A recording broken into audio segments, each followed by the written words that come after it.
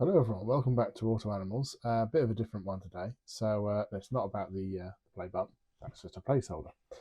Today I wanted to show you some really old car magazines that I've got, car brochures specifically, that I've been collecting over the years and that David's given me over the years as well. So let's have a look and see how things were back in the 70s, 80s, and 90s.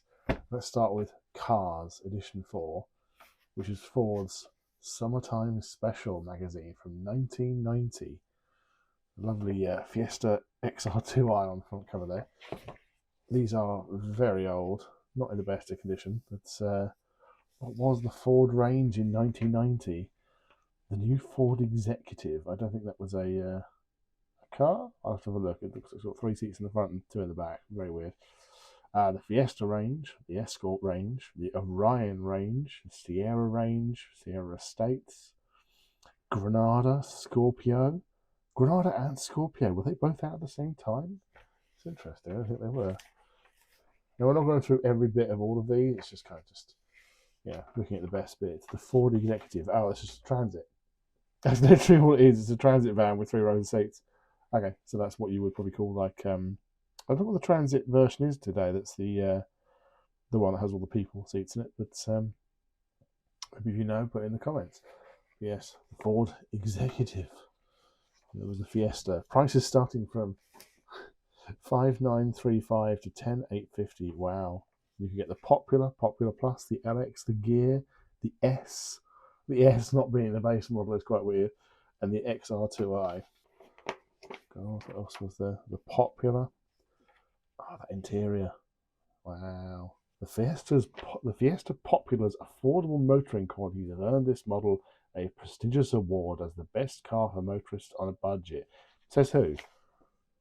Oh, there we go. It says What Car Magazine, best budget car 1990 award. Okay, fair enough. Popular Plus, we got your lovely beige trim, beige seats. God. The LX. The Gear, the fancy one if you want to be luxurious. I don't see luxuries here. The standard features include 5-door bodies, so you couldn't get the Gear as a 3-door at this time, I guess. Central locking with torch key. So the key had a torch in it. Okay, that's interesting. 4-door operated front courtesy light. Okay.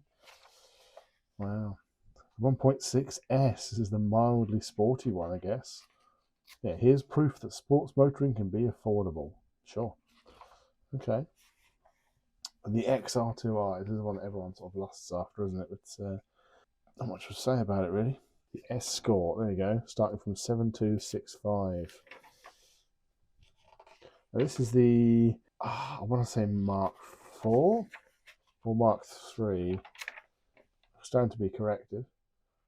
But, yeah, 3-door and 5-door. I think my parents had a couple of these. This is the facelifted one, I think, and the original had a much sort of a blockier sort of square grille on it.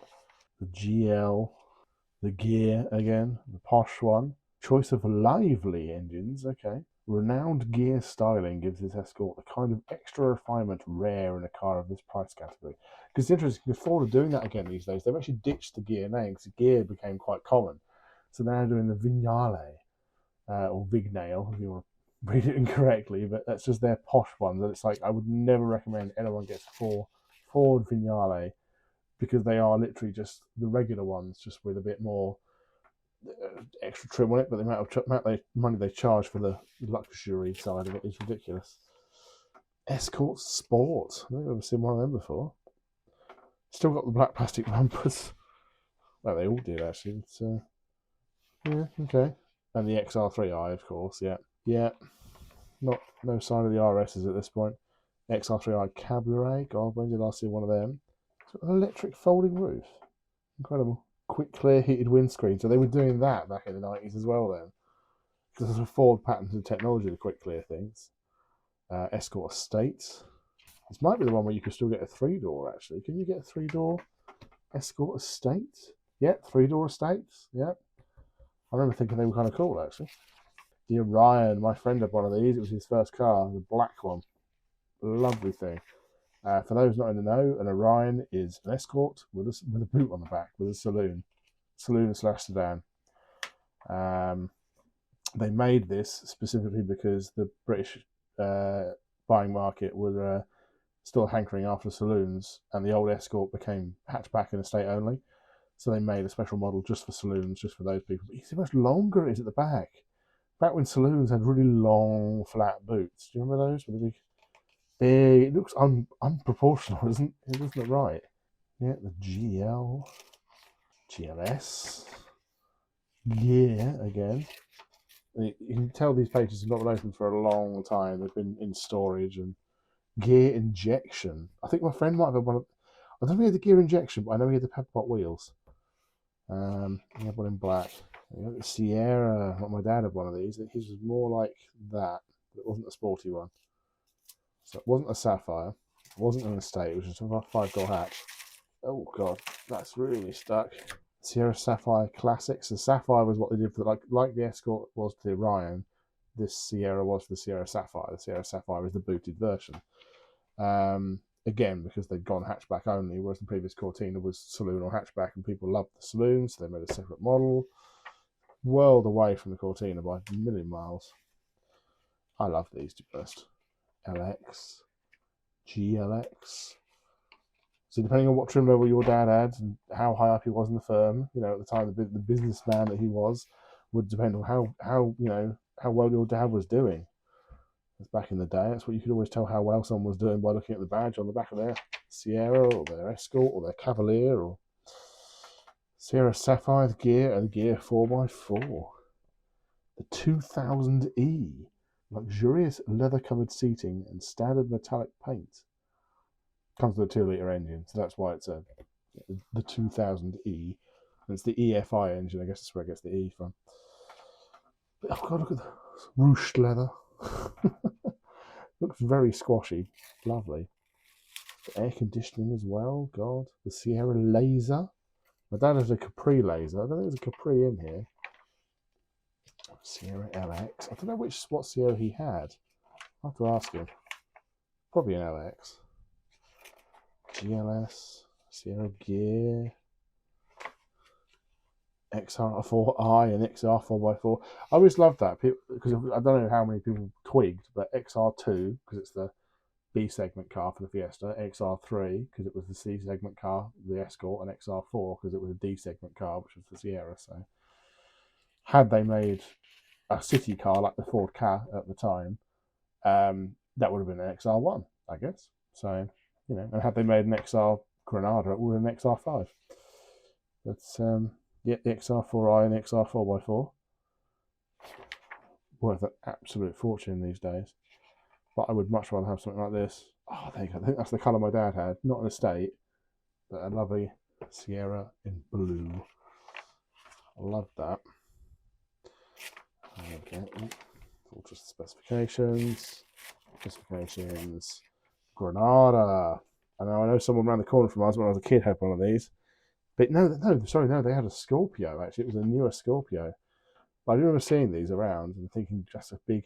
I used to think of them as a granddad car. I don't know because it nearly says granddad. That could just be me. But I always thought of it as something that older people had. Probably because it was. It's a big, That's interesting. That's a mess up on their part. So... in the UK, it was called the Granada, but I'm pretty sure on the continent, as in the rest of Europe, it was called the Scorpio. And if you look at this picture here, oh look, it's a Scorpio. So that's interesting. They obviously didn't update that for the press pictures. Granada LX. So this was like the big, wafty sort of luxury.